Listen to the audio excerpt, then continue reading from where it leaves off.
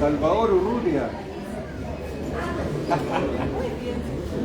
De acá te estoy hablando. Sí, la voz, pero no sabía dónde estaba. Veo que están bien, porque no bajo, pero te quedaste callado y dicho.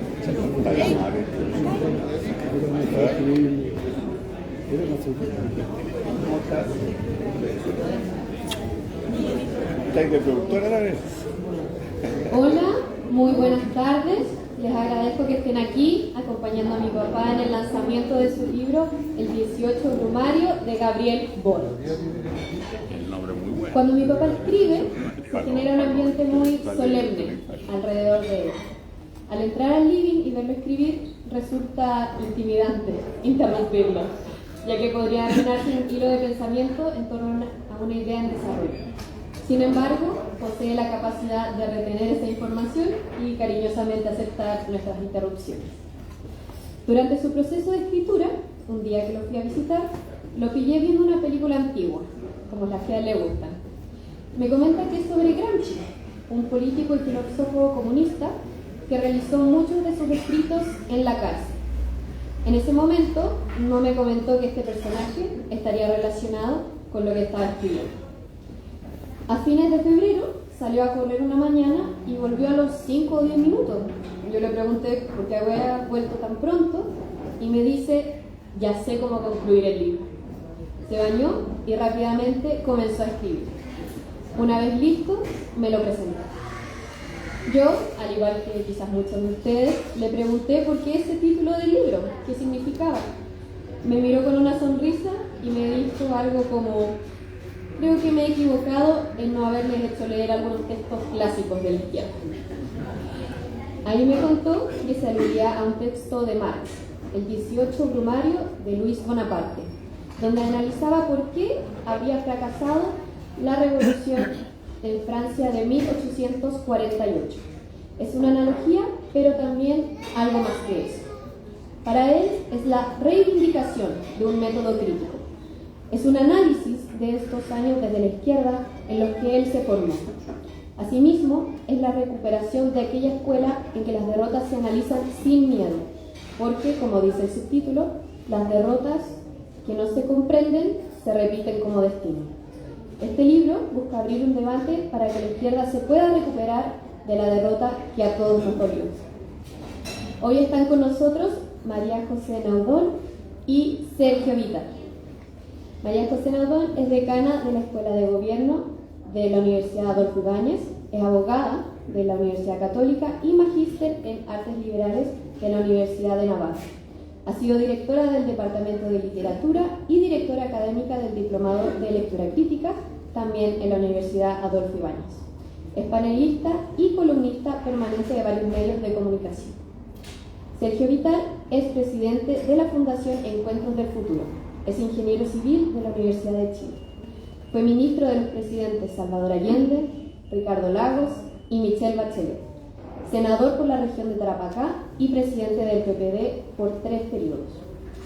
Autor de varios libros, entre los que destacan Isla 10, El gobierno de Allende, Chile, Perú y Bolivia, un futuro común y transiciones democráticas. Partiremos con María José Naudón.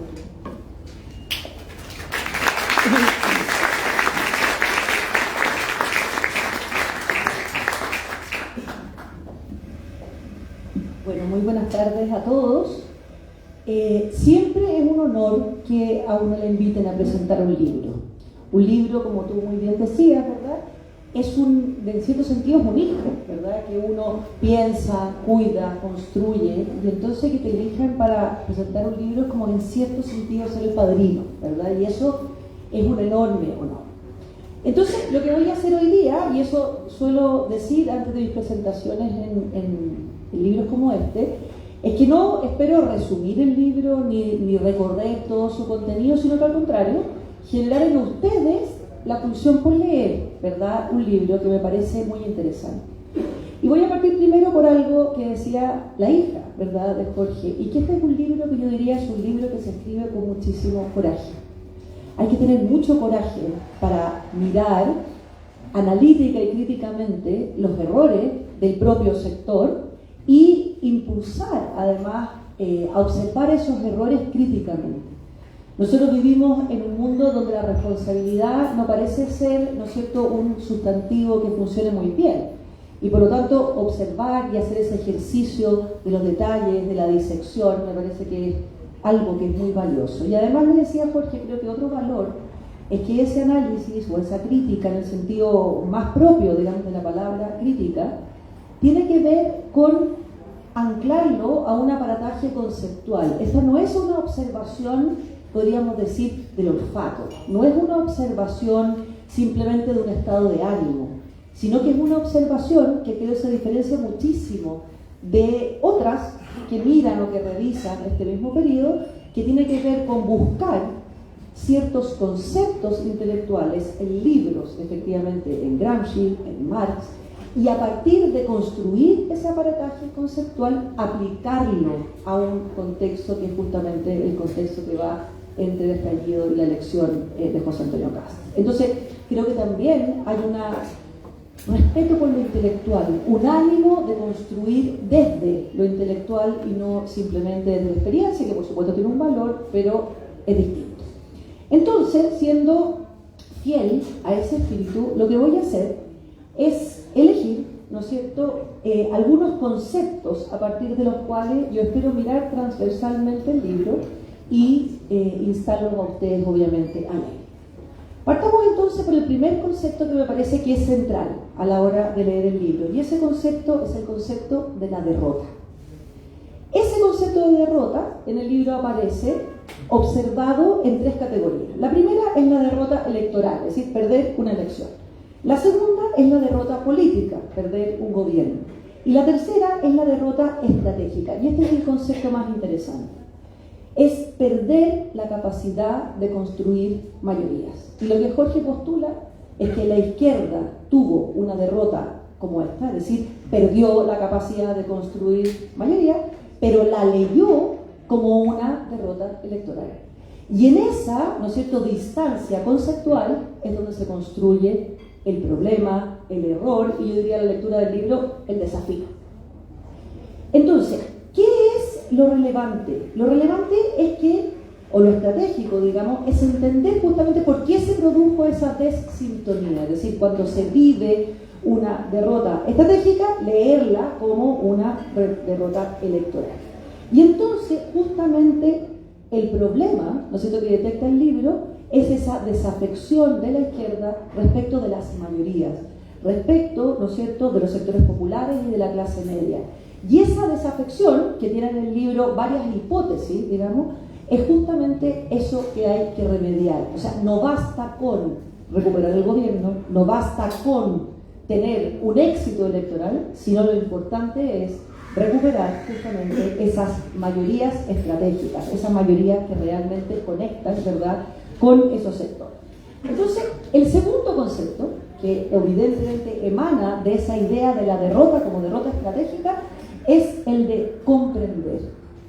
Y Jorge plantea aquí algo que es casi contracultural, diría yo, que es comprender versus la tentación de lamentarse o versus la tentación más grave, que es la de culpar a otro del mismo sector, a los contextos culturales que cambian, a aquel que no supo leer, ¿verdad? Y entonces, desde ese lugar, Jorge describe y dice, aquí hay tres vicios que se producen frente a una derrota. El primero es la autocompasión, y la autocompasión en el fondo es una condescendencia respecto de aquel que comete el error. El segundo es la indignación moral, a mí esta es la que más me interesa.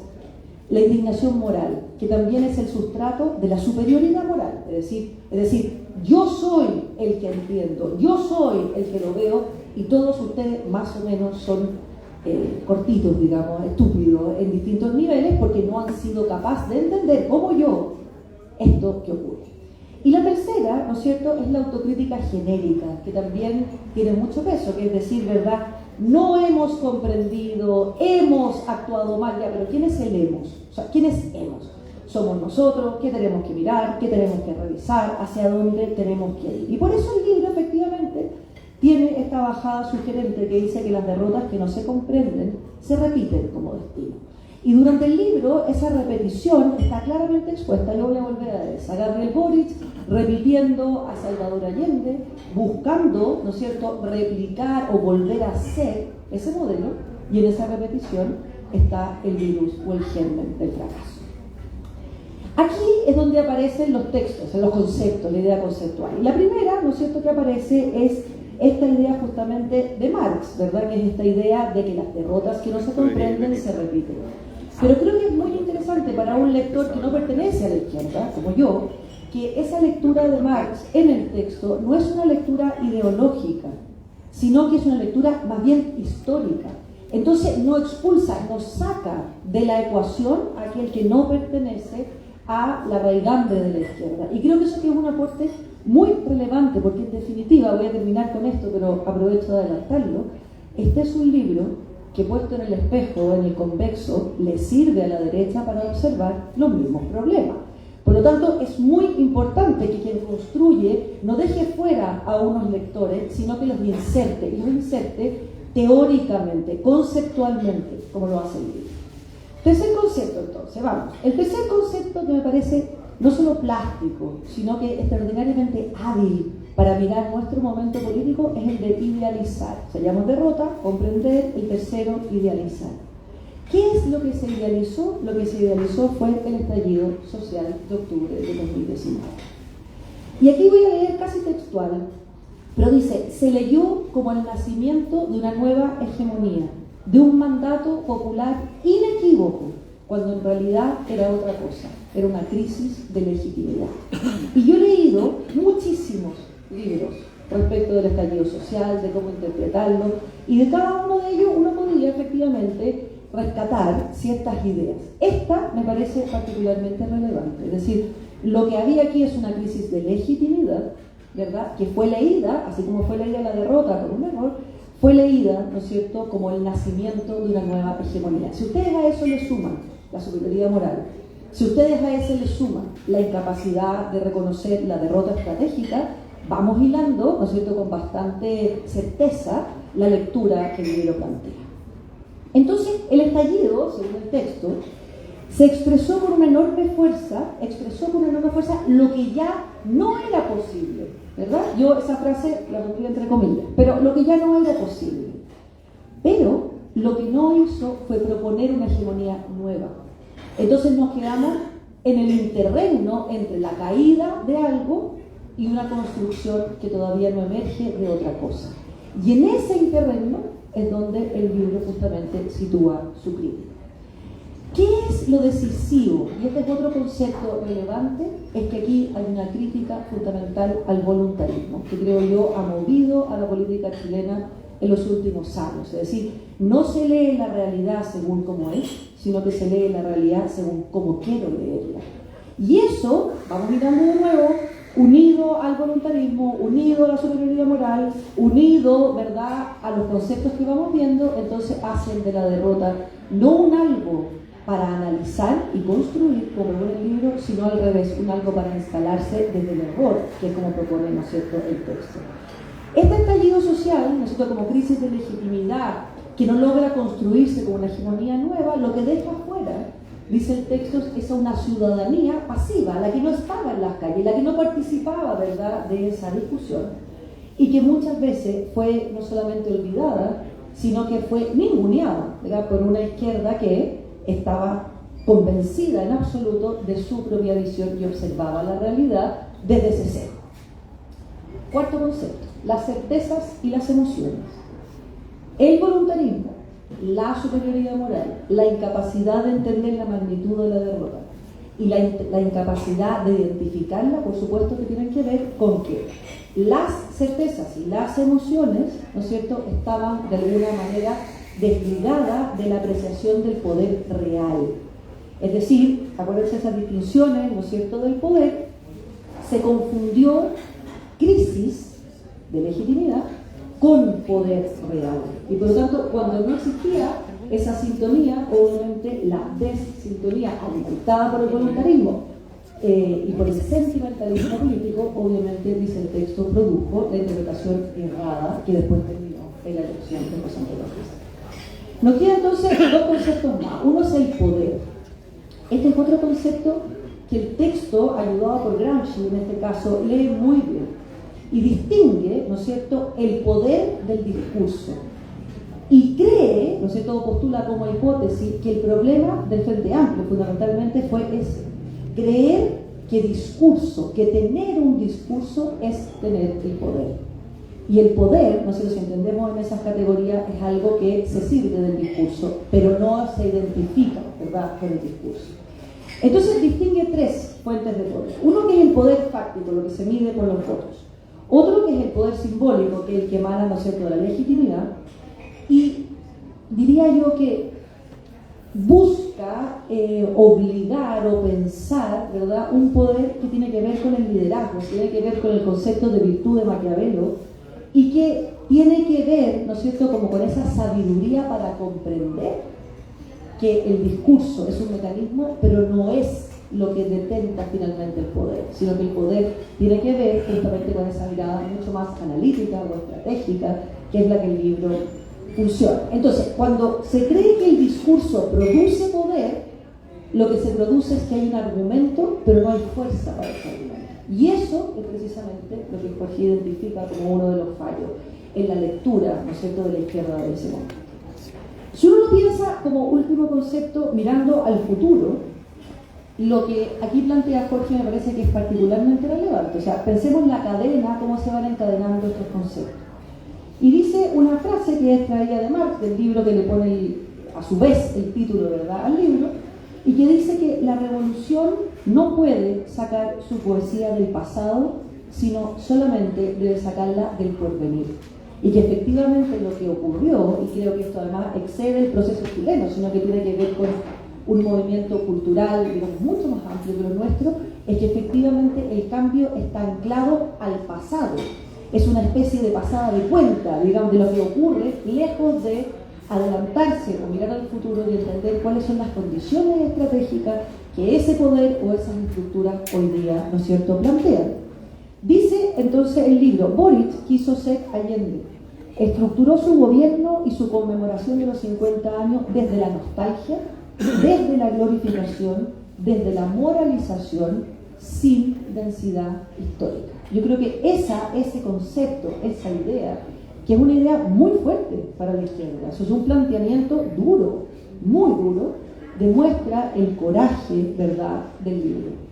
Y en ese contexto, lo que hace Jorge, ¿verdad?, tiene que ver con pensar que los convencionales, digamos, convencionales constituyentes de la izquierda del primer proceso, nombra, ¿verdad?, aquí a Atria, Baza, Barraza y Bárbara Sepúlveda, en cierto sentido dice que hicieron hacer lo que hizo Jaime Guzmán en la Constitución del 80, es decir, cerrar, ¿verdad?, esta Constitución para impedir las mayorías que podían venir.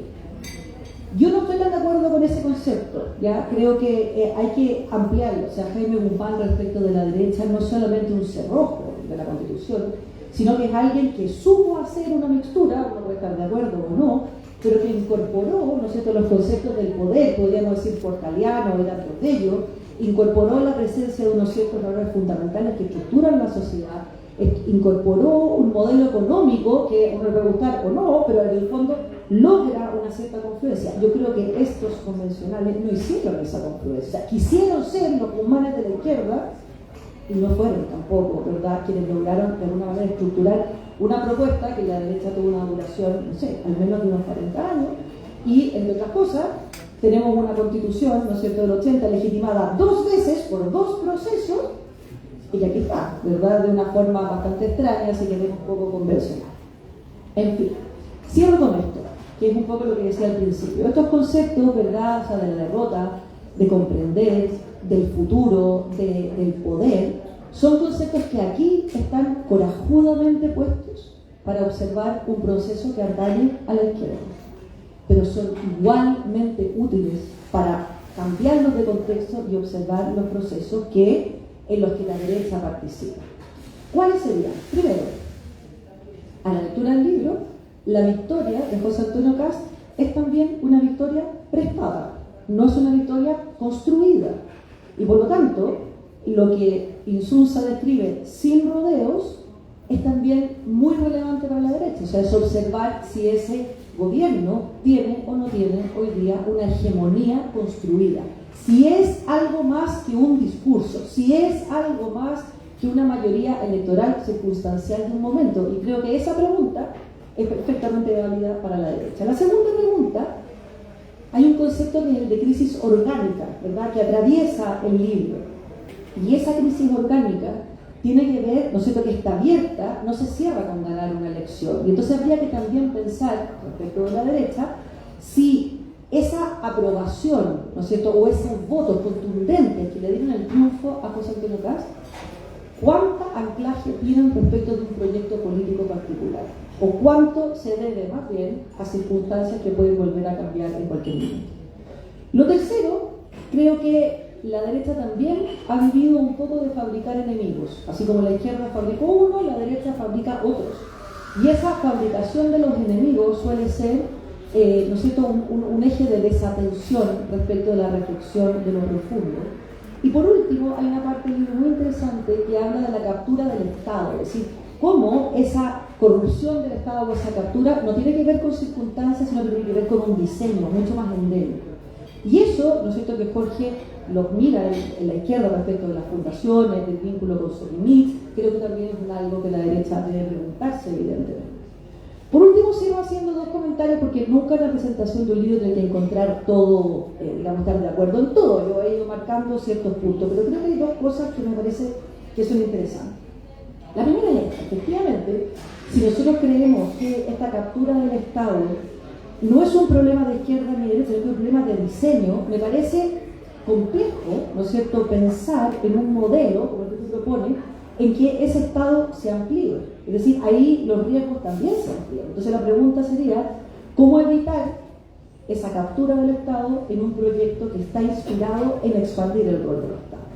Y la segunda pregunta tiene que ver con algo más específico, porque al definir el proyecto político que tú, digamos, plantearías, ¿verdad?, y que tiene que ver con distinguir un proyecto de los significantes vacíos, ¿no es cierto?, de la CLO, tú vuelves a poner ciertos conceptos como la dignidad, el universalismo, el futuro. Y la pregunta que yo me hago es si esos conceptos no tienen el mismo peso que tienen los otros conceptos. O sea, si simplemente no es cambiar de concepto, pero que tengan el mismo anclaje. ¿Sí? O sea, si tienen la misma debilidad en ese sentido. Entonces creo que estas preguntas, y vuelvo a insistir, no solamente están ahí y son importantes de conversar, las podremos conversar después, pero definitivamente alimentan una discusión que yo creo que no es de izquierda, es de izquierdas y derecha, y que en el fondo tiene que llevarnos a pensar en este nuevo ciclo político, con cambios tecnológicos, inteligencia artificial, con polarización, ¿dónde está la tecla con la que se construye la legitimidad y la confianza? Que eso creo que desde todos los lugares políticos es una historia al debe que tenemos que solucionar. Muchas gracias.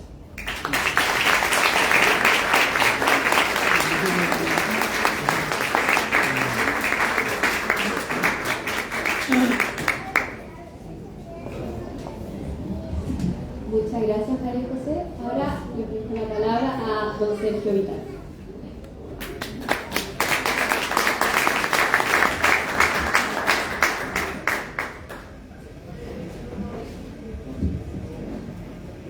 Bueno, María José, tuviste una cantidad importante de conceptos, y yo quiero tomar ese punto sobre el libro de Jorge, porque es un libro que estimula a pensar conceptualmente.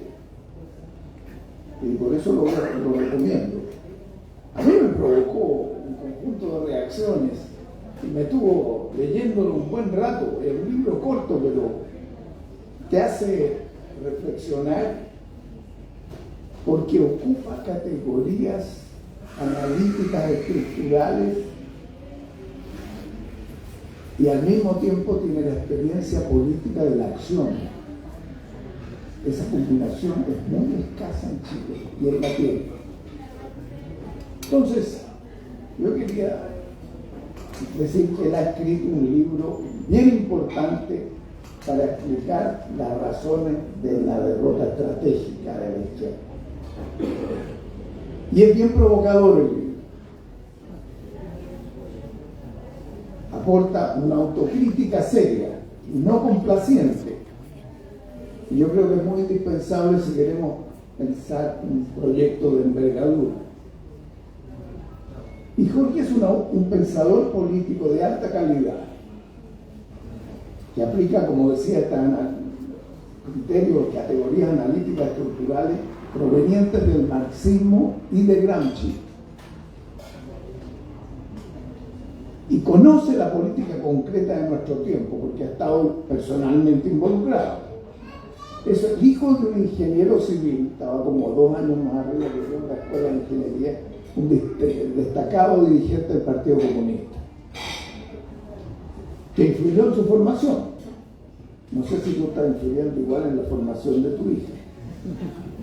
Tras su pertenencia a la Juventud Comunista y luego su participación activa en el PPD, ha desarrollado una capacidad de análisis hoy escasa. Son pocos los intelectuales políticos que pueden emplear una batería amplia de conceptos para su análisis.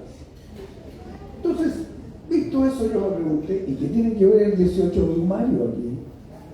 ¿Quién lo quiere el 18 de mayo? ¿Y qué tiene que ver con el gobierno de Boric? Y llama la atención, que tú lo dijiste, María José, que es muy asertiva la frase, la bajada del título, que dice: las derrotas que no se comprenden se repiten como destino. Y yo creo que estamos frente a ese riesgo. Los que creen que te puedes levantar con una nueva elección y ganar, y que esta derrota fue puro electoral, yo tengo la impresión de que estamos totalmente equivocados. Esto es bastante más profundo. El libro fue escrito en 1852 y analiza el fracaso de la Revolución Francesa de 1848, que condujo al término del gobierno monárquico de Luis Felipe I y derivó en la Segunda República y una elección presidencial donde triunfó el sobrino de Napoleón, Luis Bonaparte. Y este Luis Bonaparte ganó una elección por muchos votos, pero ante la imposibilidad de reelegirse, dio un golpe para transformarse en emperador Napoleón III.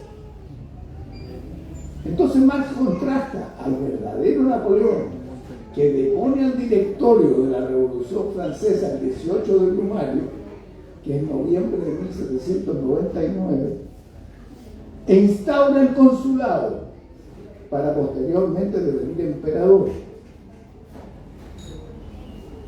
Entonces, con el fracaso de la Revolución de 1848 y la ascensión de un nuevo emperador, Napoleón III, Marx expresa la famosa frase en ese libro y dice: Hegel comenta en algún lugar que todos los grandes hechos y personajes de la historia universal aparecen, por así decirlo, 2 veces. Pero se olvidó de añadir, dice Marx, una vez como tragedia y la otra como farsa. Para Marx, la segunda ocasión suele ser una parodia grotesca o ridícula del evento original. ¿A qué momento se aplica estos conceptos Jorge en su libro? ¿Qué quiere decir Jorge con esto? ¿Cómo se aplica a Chile? Uno podría deducir que Insunza lo aplica a la unidad popular como tragedia y al momento inicial del gobierno de apruebo dignidad como parodia.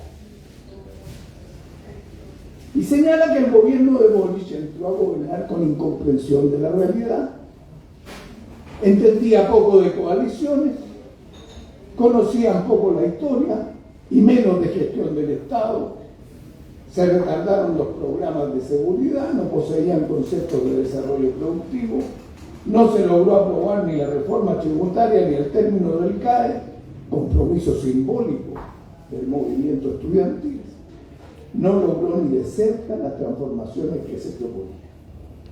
Esos son análisis que yo comparto. Anoto, sin embargo, una diferencia con el autor. No se valora debidamente la importante reorientación que opera Boric en sus 2 últimos años. El apoyo al socialismo democrático de la DC fue cierto, importante para sostener al gobierno y conseguir algunos avances en el Parlamento, especialmente en economía y en seguridad. Y en medio de una múltiple crisis derivada del estallido, la pandemia, la inmigración, la delincuencia sin precedentes y con una oposición muy dura al gobierno de Boric, entregó un país relativamente estabilizado política y económicamente. Entiendo en consecuencia que el acepto de Marx debería entenderse que la UP intentó una transformación como una épica que terminó en tragedia, y la Convención Constitucional como una gran oportunidad dilapidada por sectores de izquierda en un proceso de desarticulación y desvarío que correspondería a la farsa. ¿Qué carácter tiene la derrota de la izquierda? Insulza utiliza esencialmente 3 conceptos muy importantes de Gramsci: el bloque histórico para conducir, que tiene riesgos de fragmentación, y usa Gramsci la expresión fragmentación; el de hegemonía, para afirmar la legitimidad cuando se logra interpretar el sentido común de una sociedad; y el de interregno, cuando hay empate de fuerzas con riesgo de parálisis o retroceso. La Unidad Popular fue sin duda un bloque histórico desde esta perspectiva. Coalición, concepto social, proyecto de cambio, que fracasó trágicamente.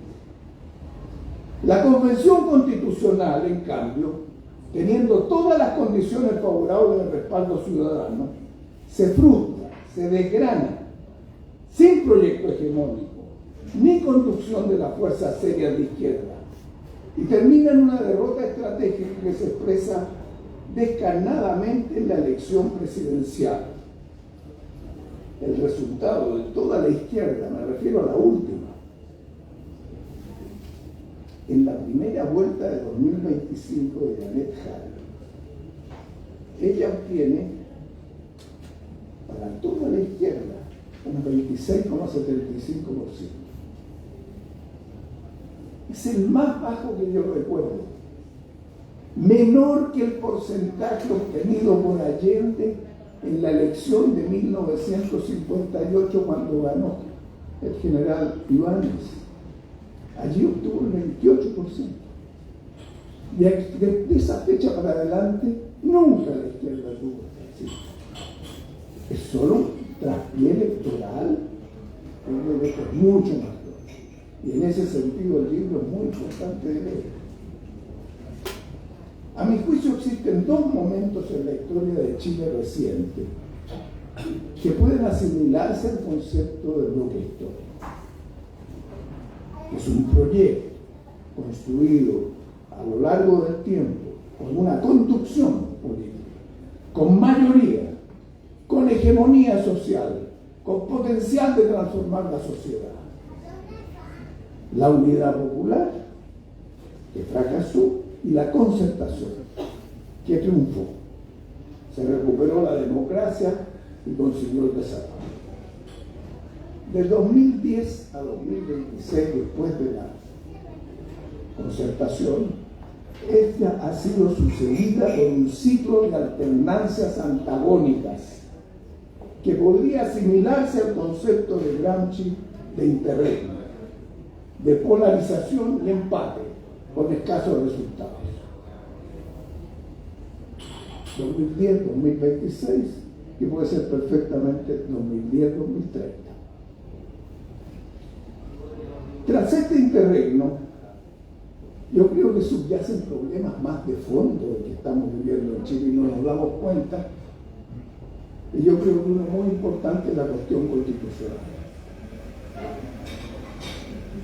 Jorge Insulza fue actor en las discusiones sobre el segundo proyecto constitucional, y el primero también, que lo siguió muy de cerca, pero además fue candidato al Consejo Constitucional de 2023.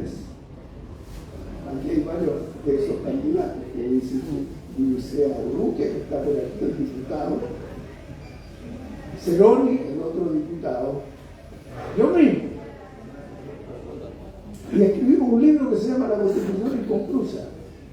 10 de nosotros, 4 ex senadores, 4 o 5 ex diputados, incluso invité a Litín, que ganó, e invitamos a Sutil, Juan Sutil, que también escribió ahí. Es un librito chico que yo les pedí. Diga cada uno de ustedes qué les pasó con esa elección, porque la mayor parte perdimos. Y la que no perdió, como Ricardo Núñez, lo sacaron por problemas que había recibido una mujer, que había sacado bastante menos votos que Núñez. Pero en fin, ¿qué pasó acá? Nos dijimos, nos arrollaron. En mi región de Tarapacá había 2 cupos y salieron 2 republicanos. Y el tema, me miraba, si quiere usted la Constitución, si mire cómo están los grupos acá con los inmigrantes y la inseguridad. Entonces, ese tema está subyacente. Y Insulza contiene un fino análisis y muestra cómo, sin presencia real de los partidos, salvo la influencia del Frente Amplio y del PC, la mayoría de esa convención se fue desgranando hasta perder toda hegemonía. Fue incapaz de conducir hacia una nueva constitución, derivando en la más grande derrota política de la izquierda, y yo agrego, del país, para haber construido algo nuevo. Fíjense que las propuestas sobre plurinacionalidad, el control del agua y los derechos de agua, la actitud de los grupos que pensaban que llegar a acuerdos era una debilidad y una cobardía, y otros que pretendían superioridad moral, socavó la posibilidad de aunar voluntades para construir una constitución de todos. Ahora, para mirar hacia adelante es imprescindible siempre mirar hacia atrás. Uno, mientras más lejos mira hacia atrás, más lejos puede mirar hacia adelante. Y entonces, ¿qué encontramos acá? Que el estallido social ha sido un parteaguas que no hemos comprendido en toda su magnitud.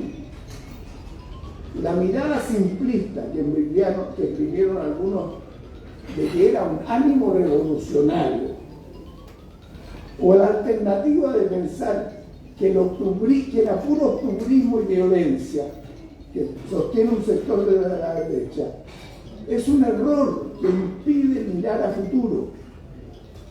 Tampoco los chilenos hemos medido la frustración subyacente que han sido los 2 procesos constitucionales fracasados. No podemos archivar esos procesos o enterrarlos. Dejarlos pendientes constituye un riesgo latente para el sistema político y la democracia. La derecha también tiene gran responsabilidad. La acción obstructiva del Partido Republicano hizo fracasar el segundo intento, bien sustentado en una propuesta de texto constitucional suscrita desde la UDI al PC. Ese fracaso pesará sobre el gobierno de Kast. Continuará la pugna y ese interregno polarizador otros 4 años. Yo estoy convencido que el país y el proyecto progresista o la configuración de un nuevo bloque no superarán el interregno sin consensos básicos para transitar a un nuevo pacto social, que se traduzca en un ciclo de reformas constitucionales que ya fueron convenidos y después fueron abandonados. Este es un objetivo político para volver de esperanza a que se puede llegar a acuerdos y sobre esos acuerdos avanzar. Después de toda esta situación que describe muy bien Jorge, ¿cómo impulsar la renovación del progresismo? Yo creo que el eslogan de gobierno de emergencia se agotará muy pronto. No hay atajos ni para crecer ni para combatir el crimen organizado. Esto tomará tiempo. El país no verá resultados en este año. Por lo tanto, hay que estar preparado para un mundo muy distinto y presentar una visión, porque esto no va a ser como los últimos 30 y lo que viene nadie lo entiende bien. Un objetivo prioritario, aunque es ajeno a la participación, a la preocupación ciudadana coyuntural, pero básico para la centroizquierda, es entender qué aspiran y qué piensan los chilenos. Si ustedes le preguntan a alguien por qué fracasamos, la respuesta va a ser: nos desacoplamos del pensamiento ciudadano. No entendemos lo que pasa en el país. Y eso es cierto, pero a veces uno no entiende cuando mira solo la superficie y hay problemas de fondo que se filtran hacia la superficie, pero no son evidentes. Este es el problema principal del acoplamiento, reacoplamiento, para conseguir una fuerza que represente un sentido común compartido. Porque el concepto de bloque es un concepto de una fuerza para hacer cambios. No es una fuerza para ganar una elección. Se entiende por bloque una cosa grande que avanza con mayoría para producir cambios de profundización de la democracia, de más justicia social y que enfrente los grandes desafíos que vienen. Pero ¿cómo se construye un bloque social histórico en la sociedad digital? Es bastante más difícil que la revolución de 1848. ¿Cómo articular un conjunto tan variado de grupos sociales con intereses diversos en un mundo de aceleración tecnológica e interconectado globalmente, donde cambian rápido las preferencias, los comportamientos, las estructuras y hasta la demografía? Nadie esperaba que se cayera la natalidad de la forma que se ha caído. Uno consideraba siempre cuando se estudia de futuro que lo único que es estable es la natalidad. Y entonces se va a llegar al 2100 al máximo, tal vez con unos 10.000 o 12.000 millones de habitantes. Parece que la cuestión no va a ser así. Y yo no vi a nadie que previera que la natalidad se iba a caer como se cayó. Yo como ministro de Educación calculaba a cada cohorte, para cada año, 250.000. La última cifra, 150.000. Es brutal el cambio que se produce y la extensión de la vida que genera situaciones completamente distintas. Entonces, ¿cómo es armar un bloque en esta circunstancia? ¿Es una gran alianza o son múltiples alianzas? ¿Cómo fortalecer partidos políticos para servir a la democracia ante las amenazas de la inteligencia artificial, la robotización, el desempleo, la concentración brutal del poder económico en manos de las grandes empresas que son plataformas, y el autoritarismo tecnológico que se está cocinando detrás de ellas para decir que la democracia liberal es un obstáculo al desarrollo de la humanidad y al avance del Silicon Valley y de las propuestas que ocurren? Entonces, esta ola de transformación vertiginosa, que es única en la historia, que hemos conocido, exige la formación de espacios de reflexión sobre estrategias como esta, que no hay muy pocos. Hay equipos que manejan la gestión y el corto plazo, y otros que deben mirar lejos y reflexionar.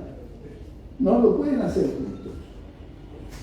Y nosotros estamos haciéndolo juntos. No se puede reflexionar sobre el futuro abrumado de las coyunturas inmediatas. Piensen ustedes que las empresas que innovan siempre forman grupos de innovación fuera de la gestión de la empresa, para que no sean absorbidos por la coyuntura y por los problemas. Entonces las fuerzas y personas progresistas deben emprender. Y aquí quiero hacer brevemente y termino el punto. Primero, las fuerzas progresistas tienen que ampliar el estado de bienestar y reducir la desigualdad. La desigualdad crece, eso es esencial para la izquierda, reducir la desigualdad. Esta vez incluyendo la seguridad personal como parte de los derechos humanos. Propugnar cambios institucionales que resguarden el servicio, el uso ético de la inteligencia artificial, la igualdad de derechos y oportunidades y la generación de empleo. Esto que parece distante está ocurriendo hoy, la destrucción de empleo, el uso y la manipulación por parte de la inteligencia artificial es enorme y se va a acelerar, ustedes van a ver en los próximos 3 años. Por eso es que hay que actuar de inmediato. Por otro lado, el cambio climático. Los progresistas tienen que ver cómo se crean oportunidades de aprovechar la naturaleza y sus recursos. Océanos. En el proyecto 2050 estamos hablando de la producción masiva de algas como alimentación para el futuro. Los bosques y el avance con madera, los cielos, los turismos de naturaleza, todo eso sin contar lo que es la descarbonización global, con cobre y litio, con energía solar y eólica, y la posibilidad de traer centros de datos de electricidad ambiciosos. Nosotros estamos con la posibilidad simplemente de dar un empuje de esa oportunidad, de dar un salto productivo de Chile en medio de las dificultades que se ven y advertir las destrucciones de empleo y los riesgos de precarización.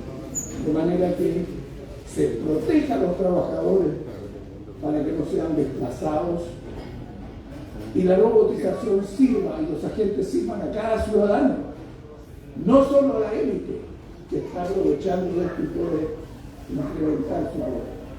Enseguida, para los progresistas la educación es un eje estratégico fundamental. No hay progresismo sin visión tecnológica, ni hay progresismo sin educación como una forma de disminuir las desigualdades. El aparato estatal, el progresismo tiene que avanzar hacia uso del aparato estatal de manera inteligente, no hacerlo crecer por crecer, simplemente para regular la nueva era, para realizar reformas, para elevar la calidad de todos los servicios y para la información veraz que se entrega.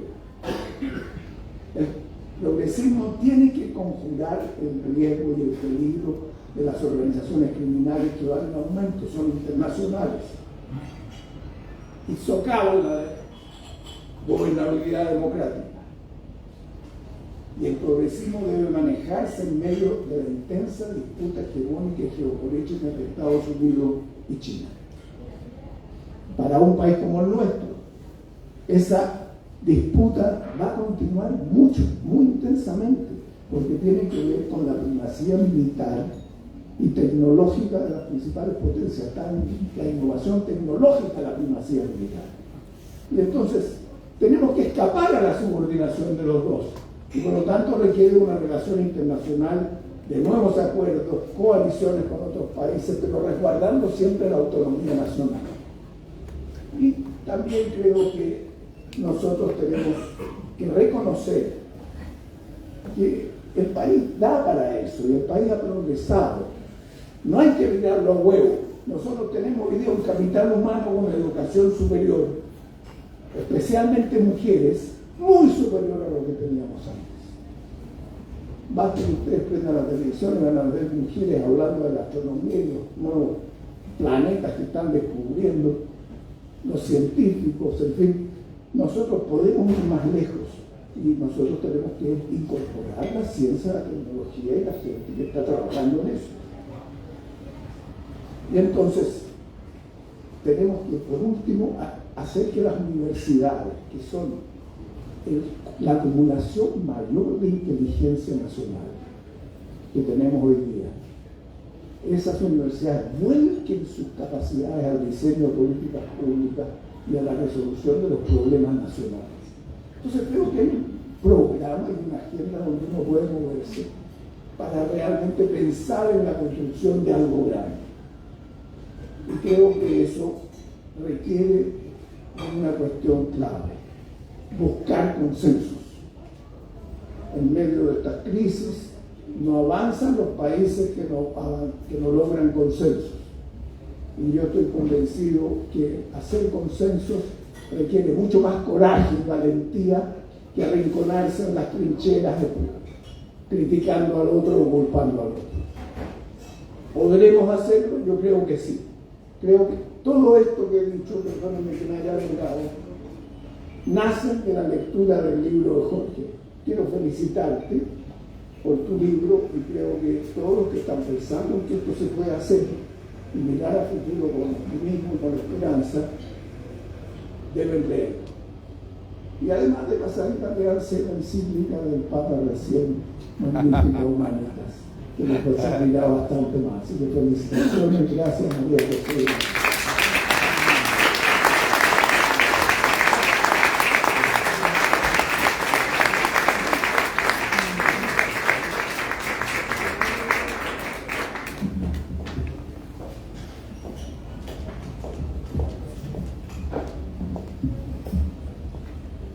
Muchas gracias, don Sergio.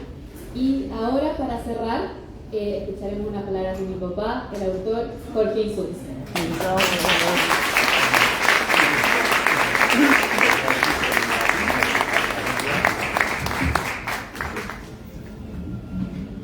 Muchas gracias. Bueno, primero es una alegría, la verdad, verlos aquí. Voy recorriendo varias caras de ustedes y la verdad que también es evocar momentos en los que hemos hecho juntos distintas cosas, ¿no? En distintos planos, desde luego principalmente político, pero también profesional y humano, así que les agradezco mucho que estén aquí hoy día. Y también quiero agradecerle mucho a María José y a Sergio por sus palabras y quiero quizás contarles sobre esto dos cosas. Primero, con María José nos encontramos hace un par de años atrás en conversaciones con otras personas y a mí me llamó mucho la atención su capacidad reflexiva, la apertura y como ustedes la escucharon también ese talento para poder ir detectando aspectos en la conversación. Y eso me importaba mucho para poder hacer también una lectura crítica del libro, como yo le decía, a veces claro, pedir que lo presentara también era una forma de que lo leyera y por lo tanto que también, ¿no es cierto?, poder tener esa reacción por parte de ella.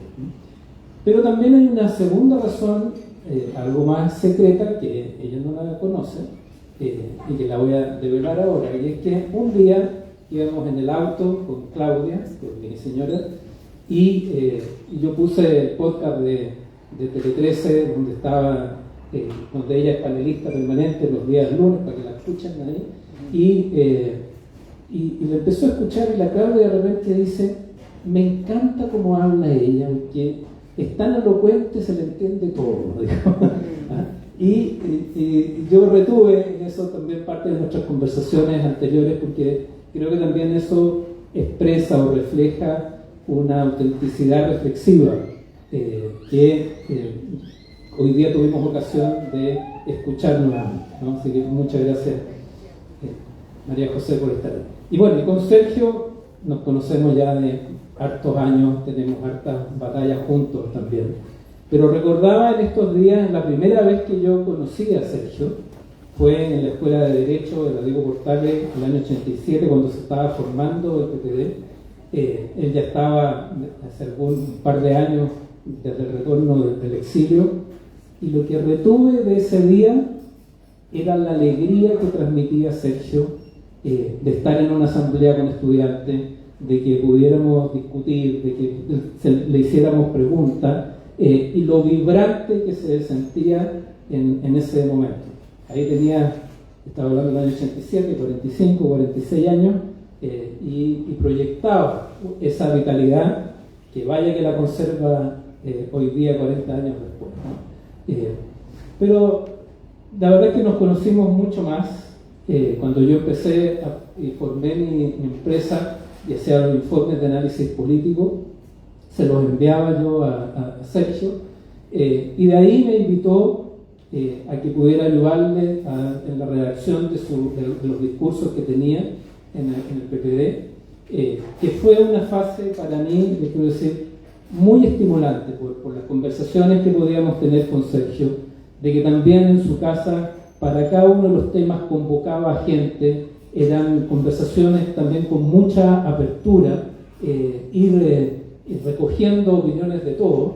Algunos le hacen broma porque siempre tiene una libretita chica donde iba anotando sus ideas, y era por lo tanto un espacio también creativo, como digo, estimulante, donde además ya sumaba un rasgo que ustedes vieron y lo escucharon ahora, porque era traducir también la conversación. Yo digo, hay algo de ese sentido ingenieril, de traducirlo en acción, traducirlo en propuesta, traducirlo en qué hacer, ¿no? Y desde ese punto de vista para mí también me entusiasma, y te agradezco, Sergio, de que el libro sirva también para esa traducción tan tuya de cómo tenemos que esto traducirlo en iniciativa política, ¿no? Que es lo que escuchamos hoy.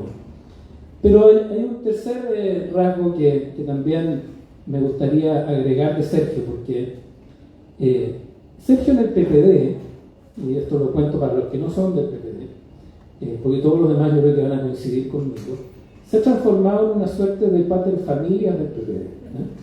Es la persona a la cual siempre también recurrimos para distintos consejos, problemas. Es también el que en momentos de tribulaciones, de crisis, el que está siempre atento humanamente y te llama y vamos a conversar, y también se produce ahí un espacio que yo digo que algo de eso tiene, de una tradición que sé que también está en Sergio, que yo digo es como de esos hombres sabios, y que algo recoge de toda esa tradición de migrantes, de familias árabes, que también de tantas vidas trágicas que hay en esa historia, saben también ir distinguiendo lo esencial, lo relevante, lo que hay que resguardar, de cómo evitar que las cosas se agudicen, y por eso que también es una persona tan transversalmente escuchada, ¿no? Y por eso también, Sergio, para mí es un honor de que tú presentes el libro pensando también en una clave. Sergio, vaya que vivió también una derrota dura, ¿no? Eso le costó también la prisión, la relegación en Isla Dawson, todo lo que eso significó, el exilio, y por lo tanto también hay una sabiduría para mirar estos momentos, y parte del desafío político que tenemos, ¿no? Hay dos reflexiones relativamente breves que me gustaría compartir con ustedes a propósito del libro, porque todo lo demás lo voy a dejar para que lo lean, ¿no? pero dos cosas que para mí son relevantes, porque el texto, el libro, es deliberadamente severo, y eso tiene para mí una connotación política e histórica relevante que creo que vale la pena rescatar. Yo he tratado de no ser injusto, y por cierto, porque no está en mi carácter, no hay ninguna descalificación, pero sí expresamente busca esa severidad, porque eso es parte de una escuela, de una tradición, por lo menos en la que yo me formé en distintos planos, ¿no? Lamentablemente ahora no pudo venir mi mamá, que ya tiene 90 años, porque se sentía un poco mal, y resfriarse con estos fríos, ¿no es cierto?, podía ser el peor. Pero esa es mi primera escuela de severidad, ¿no? Mi mamá es de esas madres que combinan amor con severidad, que yo por lo menos considero una mezcla muy sana y muy fructífera, ¿no? Yo soy yo no me puedo quejar porque soy su hijo regalón, cualquier queja sería de hielo, pero también mi mamá era muy formadora, muy delimitadora de lo correcto, de lo incorrecto, muy formadora del sentido del deber, y eso, por cierto, me acompaña y me ha servido tanto en la vida que lo rescato como un valor. También es mi primera formación política. Yo me formé en la Juventud Comunista durante la dictadura, en la clandestinidad, donde tú tenías que llegar a la hora, a un punto, o si no, se perdía esa conexión, donde las medidas de seguridad eran rigurosas, donde si no había un cumplimiento de eso, se corrían riesgos y riesgos vitales de verdad, donde cada tarea tenía un significado, ¿no? Y a veces también una cierta carga, de que si lo hacíamos mal, retrasábamos la caída de la dictadura. Y esa escuela también era una escuela de formación política, donde cada cual, y aquí hay varios compañeros de esa época que estarán de acuerdo conmigo, en que cada cual tenía que tener fundamento de su opinión. Cualquier riflero era rápidamente detectado, ¿no? e ironizado, ¿no? Si alguien no tenía una construcción de un planteamiento que sirviera a la discusión, bueno, no adquiría ese peso, ¿no? Y eso nace también de una escuela de izquierda donde ese rigor es, a mi juicio, relevante, porque es también tomar en serio la actividad en la que estamos. Cada una de estas cosas tienen implicancias, tienen efectos, se asume una responsabilidad con el país, con la gente. Yo lo que creo, y lo viví así, lo recogí así, también escuchando muchas veces a mi papá, eso tiene un anclaje en la izquierda, y voy a hacer la distinción porque también está presente en la derecha de manera distinta, pero en la izquierda eso está muy anclado con una cultura sindical de dirigentes que se hacían cargo de los efectos de su liderazgo sobre sus trabajadores.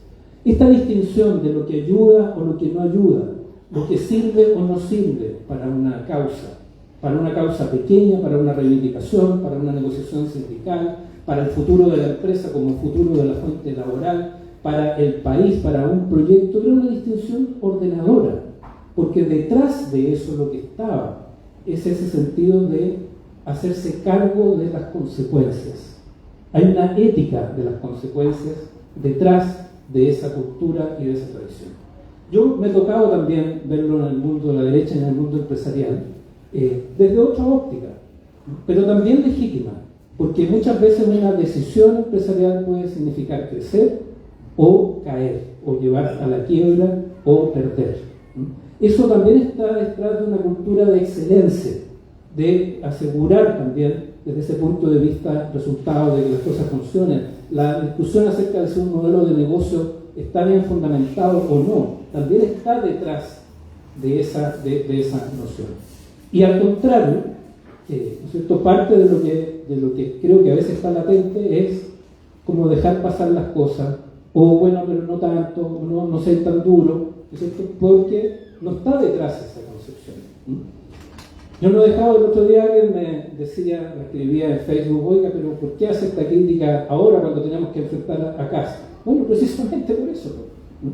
Porque si vamos a hacer lo mismo, vamos a perder de nuevo. Y por lo tanto es momento de hacer esa revisión. Y no dejo de tener presente, y por cierto no dejé de tener presente cuando escribí el texto, de que en marzo del año 74, a 6 meses del golpe, la dirección de Carlos Lorca del Partido Socialista saca el primer documento autocrítico y con un examen de cuáles fueron las causas políticas de la derrota del presidente. También la dirección en ese entonces de Víctor Díaz con Mario Zamorano a cargo del PC, donde también estaba mi papá, redactan el documento de junio del 74. De hecho, a mi papá le tocó redactar eso. Y también, si ustedes lo ven, es una crítica, una autocrítica descarnada, también a fondo, precisamente para sacar lecciones.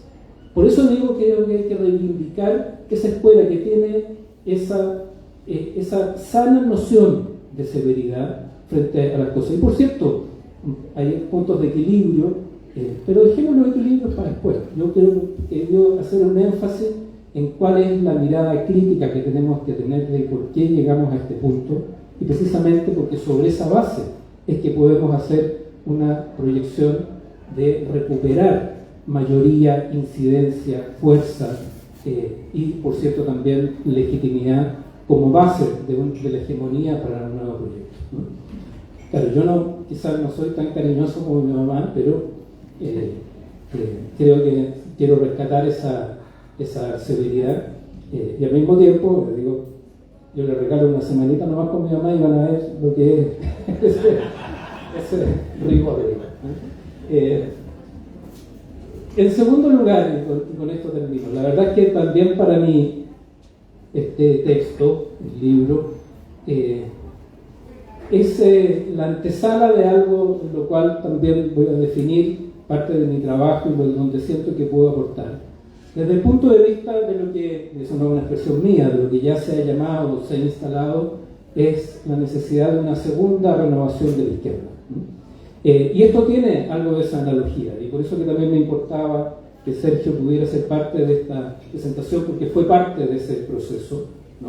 En que, junto con el análisis, ¿cierto?, de la caída del gobierno del presidente Allende, lo que precisamente ocurrió en los próximos años que fue sentar las bases de esa renovación, las bases de esa apertura y de ir mirando el mundo hacia adelante, ¿no? Y por lo tanto era también rescatar con cariño, con aprecio, pero también con la convicción de que no se podía hacer lo mismo. Y el punto, creo yo, ahora, de partida es similar, guardando las distancias. No se puede hacer lo mismo por múltiples razones. Y parte de mi mapa, obviamente tentativo, con el cual pienso, por lo menos con 3 anclajes. En primer lugar, si nosotros vemos el conjunto de las propuestas de la izquierda, muchas de las cuales todavía sobreviven, tienen su base en lo que fue como época, en general, la primera y la segunda revolución industrial. Ese momento donde hay un gran desplazamiento del campo a las ciudades, una formación de una clase obrera industrial, donde precisamente los centros de poder estaban en esas grandes industrias, en el capital financiero que los podía alimentar y expandir, de las formas políticas e institucionales que le daban forma, y eso tanto en las vertientes socialdemócratas como comunistas, como las 2 grandes vertientes de la izquierda, fueron lo que marcaron una época, y algunas de las propuestas que todavía hacemos siguen siendo reflejo de eso. Y eso es también lo que despierta emociones profundas en muchos de nosotros, porque obviamente hay una historia bonita de lucha detrás de eso, ¿no? Pero ya eso se resquebrajaba en los años 70 muy profundamente, y por eso hago este paralelo, con lo que fue la tercera revolución industrial. Ese es el momento donde se produce la renovación socialista y la renovación de la izquierda más a nivel global. Es también el momento donde caen los socialismos reales, ¿no? Y se da lugar a todo un momento. El punto es que todo como se configuró la tercera vía, que alimentó tanto a la concertación, también ya tuvo su agotamiento, entre otras cosas porque hoy día tenemos revoluciones tecnológicas a tal velocidad, a tal acumulación, que son múltiples revoluciones tecnológicas que están cambiando también las relaciones sociales, la economía y por tanto también la política y las instituciones. Esa es, por decirlo de alguna manera, un suelo fáctico de la renovación que nosotros tenemos que mirar. Ya no nos sirven, obviamente incorporando, pero ya no nos sirven categorías que teníamos previamente. Y ese es el momento desafiante, también estimulante, que despierta este momento. Y eso es la apertura que tenemos que tener, a mi juicio, para poder precisamente dar espacio a un conjunto de propuestas que necesariamente van a ser nuevas y distintas. Hay un segundo rasgo que yo lo expresaría de la siguiente manera. La crisis de la democracia que tenemos hoy día, ¿no?, que es tan sensible para varios de nosotros, es también una crisis del Estado y una crisis de sus instituciones. Y es una crisis más precisamente de una obsolescencia del Estado. Y parte del drama que nosotros tenemos es que plantear más Estado en estas condiciones no tiene hoy día credibilidad entre la gente. La gente no está visualizando ahí una oportunidad. Y eso es también la fuente de nuestra derrota. Y eso es lo que estamos obligados a examinarlo, ¿no? Y por lo tanto no es solo un problema de más Estado o menos Estado, ¿no? Nosotros podemos tener una respuesta fácil frente a cosas que queremos que haya una solución más colectiva y humanitariamente colectiva. Pero eso requiere también una reformulación más profunda del Estado, porque si no la gente sencillamente no nos va a creer. Eso es también lo que enfrentamos en los procesos electorales y el refugio, ¿no es cierto?, más individualista que muchos encuentran porque no están viendo precisamente esa capacidad. Y por lo tanto nosotros tenemos un desafío mayor desde ese punto de vista para poder representar cuáles van a ser estas nuevas formas y nuevas instituciones que nos permitan soluciones comunes, soluciones más justas, soluciones más equitativas. Hay un tercer plano, para mí todavía más tentativo, pero quisiera esbozarlo, y es que creo que en general el proyecto de la renovación socialista o la renovación de la izquierda de los años, sobre todo los años 80, es muy heredera de un proyecto filosófico que se llamó de la posmodernidad, ¿no?, que yo creo que tiene todavía mucho vigor interpretativo, ¿no?, que es lo que permite a veces mirar más la complejidad del tiempo actual, pero que como proyecto de transformación se ha quedado más corto. Desde ese punto de vista es que creo que la izquierda tiene que también renovar, y lo planteo en un punto del libro, ¿no?, de cómo sus propuestas adquieren ese carácter más universal. Cómo, de nuevo, tenemos un horizonte normativo en que podemos comprender la complejidad, la diferencia, la pluralidad, las multiplicidades de identidades, cómo ellas se expresan, pero también cómo ellas son capaces de construir, incluso como un sentido del deber, cuáles son los valores universales que son capaces de aportar. Eso es lo que puede dar, a mi juicio, una mayor potencia. Por eso, a propósito del consejo de Sergio, es que también a muchos nos estimuló tanto, incluso tiene pasajes muy emocionantes, la encíclica del Papa León XIV, porque tiene esa vocación. Desde el punto de vista político e incluso electoral, yo diría, eso también es lo que instala la pregunta, a mi juicio, de por qué en sectores como Lota y Coronel, que son muy expresivos de esto, pero también se reproduce en muchas otras partes, la izquierda fue reemplazada por las iglesias protestantes. Porque la izquierda representó por décadas un proyecto normativo, un proyecto de formación moral, un horizonte de ética moral. Y en ausencia de eso, esto se ha encauzado por otra vía. Y por eso que creo que hay que también, manteniendo un espíritu laico, un espíritu abierto, que es lo que nosotros representamos, establecer un diálogo, porque es posible, con esos otros marcos normativos como el que representa la Iglesia Católica en estos planteamientos y en otros anteriores también, o algunos de estos otros movimientos. Eso requiere también, por lo tanto, una aproximación filosófica, teórica, de cómo estos nudos nosotros vamos a saber aproximarnos o despejarlos o construir alianzas en ese sentido. El libro también quiere invitar a ser parte de esa discusión. Creo que es un momento que puede ser abrumador, pero que también puede ser muy estimulante para repensarnos, y eso, y agradezco mucho esa expresión de María José, eso por cierto requiere coraje. La mera condescendencia no nos va a resolver esto. Ya, pero no nos critiquemos tanto, así, pucha, ¿a qué le pones? No, esto requiere rigor, requiere examinarnos, requiere algo de desgarro también. Y no es solo, si alguien lee el título del libro como una crítica a Boric, la verdad que también creo que se equivoca, porque esto es más que eso, y también lo supera a él. Como decía una frase famosa, es como un volantín en una tormenta. Aquí hay fuerzas más estructurales, más duras, que son las que tenemos que aprender a mirar en conjunto. Muchas gracias por venir, muchas gracias por estar aquí. y que también pueda este libro contribuir a la conversación, al debate, a la discusión. Muchas gracias.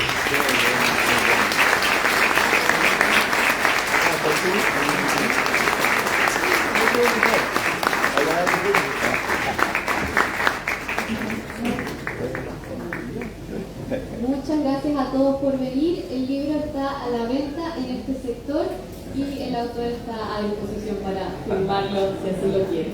Muchas gracias.